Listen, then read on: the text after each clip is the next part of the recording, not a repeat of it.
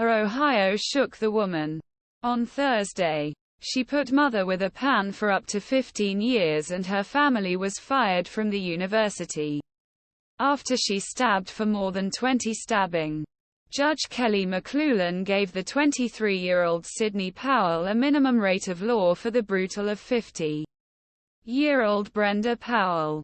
His lawyer Donald Malarkik detonated the prosecutor Brian Stano for forcing his family for tolerance and forced the most violent punishment when he testified on his behalf.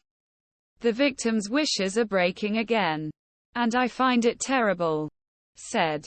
Ohio woman killed my mom on bad grades with a knife. Sydney said last week that he was in bond for 3.5 years before being found to be guilty of attack and evidence.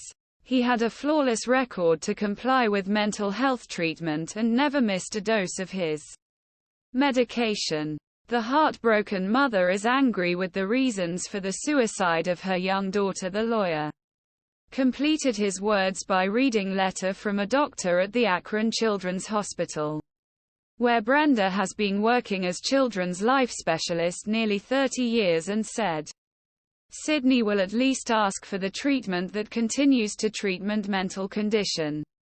At the defense hearing, Sydney suffered from untreated schizophrenia and argued that on March 3, 2020, when he attacked his mother in the Akron homes, a psychotic break, the state trooper abused the power after forcing his ex-girlfriend to the mental hospital. He was expelled from the University of Union for bad grades.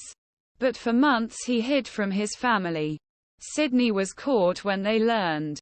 According to the prosecutors, Brenda, Sydney bludgeoned him with a cast iron pan, then took a steak knife from the kitchen and stabbed more than 23 times.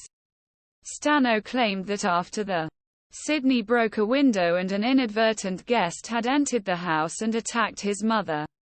According to jury members, this showed that he had mind of putting stage on stage and undermines defense of madness.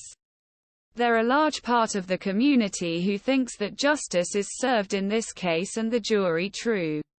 Summit County Common Pleas Court. Sydney, who wears an orange overalls, spoke only once during the short penalty hearing. Yes, the judge replied, when asked if he needs a free lawyer to represent him in his appeal. Replied in a trembling voice. His father Steve Powell and his grandmother were in court to show their support to the young woman.